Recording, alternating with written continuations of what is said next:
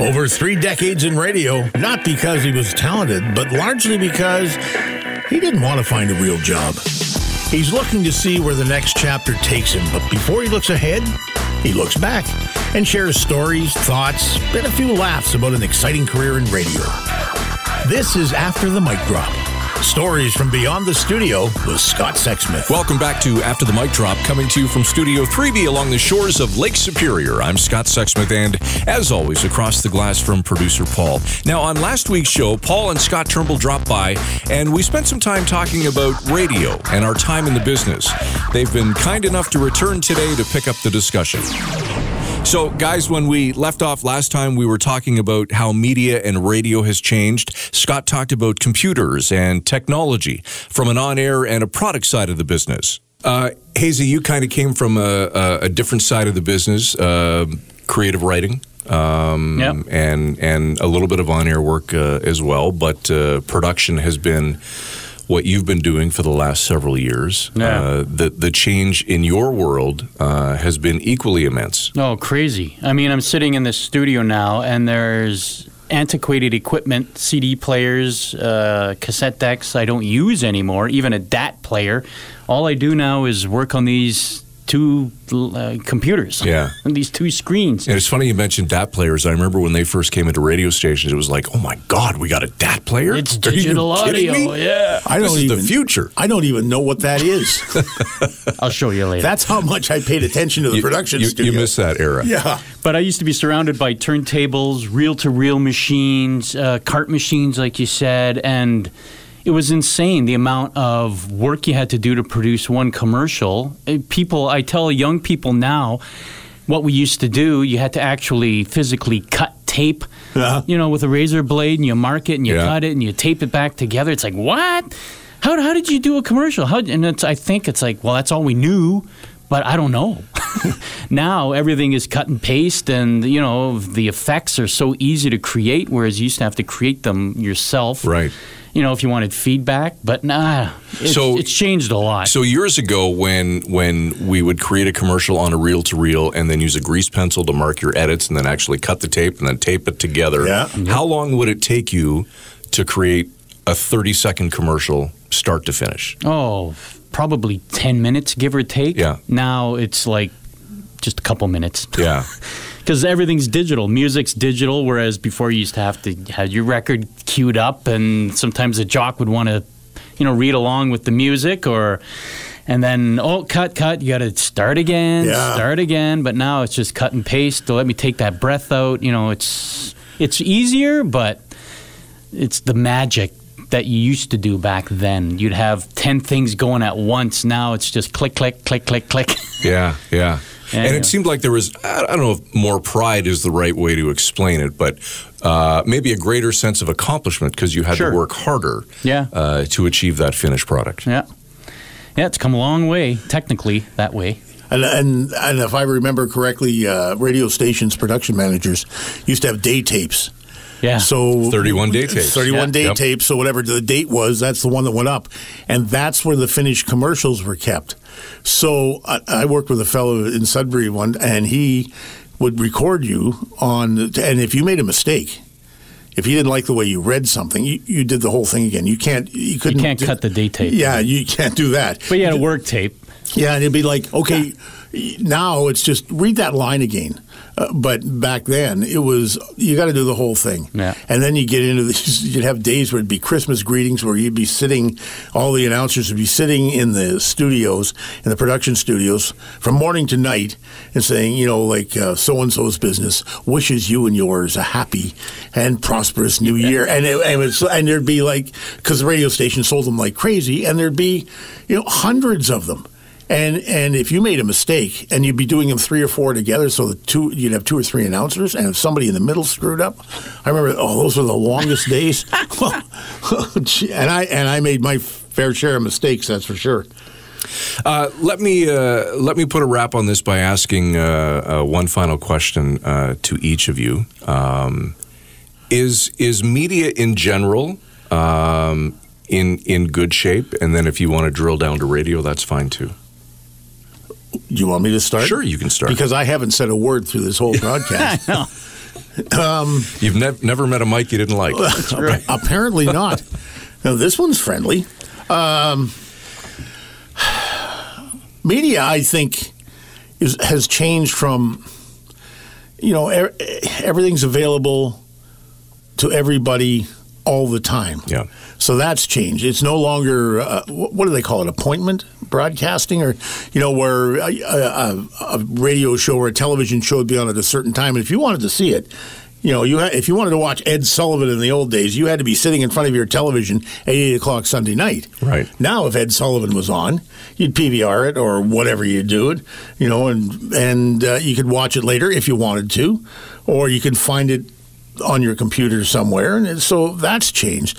As far as radio is concerned, it used to be important. I mean, obviously very important, and then shared the spotlight with television. And if you wanted to know what was going on in your community, you tuned to radio. Now, I think big city radio is still fine because they have the audiences to justify the staff to keep it going on a regular basis. You get into a small city like the Sioux or Sudbury, there's nobody here over it. If something happens, you're going to have to wait till the morning to find out. In the old days, it's like if a road was closed back, when I first started, I'd be on at 2 o'clock in the morning. You'd get a call, and they'd say, "Okay, this is so and so. That's the OPP," and you'd answer. You got to tell you, Highway 69 is closed or something.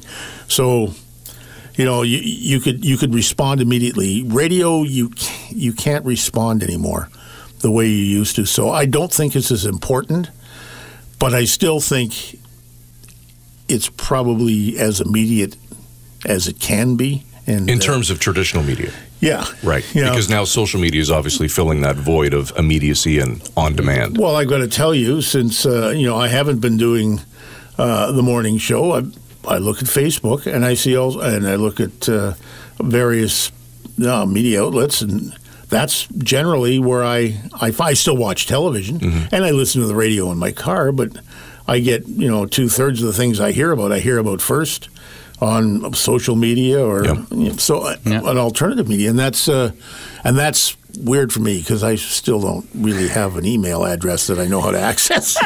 ever since I was no longer here, it's like, oh, now what do I do? Well, considering this is a course that focuses on digital and social media, Hazy, we may need to edit that line out. Okay. I don't want to get a lower grade on this thing. Yeah, I'm just not real good at it, and it's my own fault. Yeah, well, I have a wife and a daughter that look after all that stuff. If I really need something, people. Yeah. I have people. You have people. Yeah. Hazy, from your perspective? I don't know. I find we are just inundated. For me, it was always about the music, and now we're just inundated by so many platforms, I guess you want to call it. And for me, I don't really listen to the radio that much locally. I mean, my vehicle, I can download so much music into my vehicle's hard drive and listen to my own music and not hear the commercials or some DJ yammering on.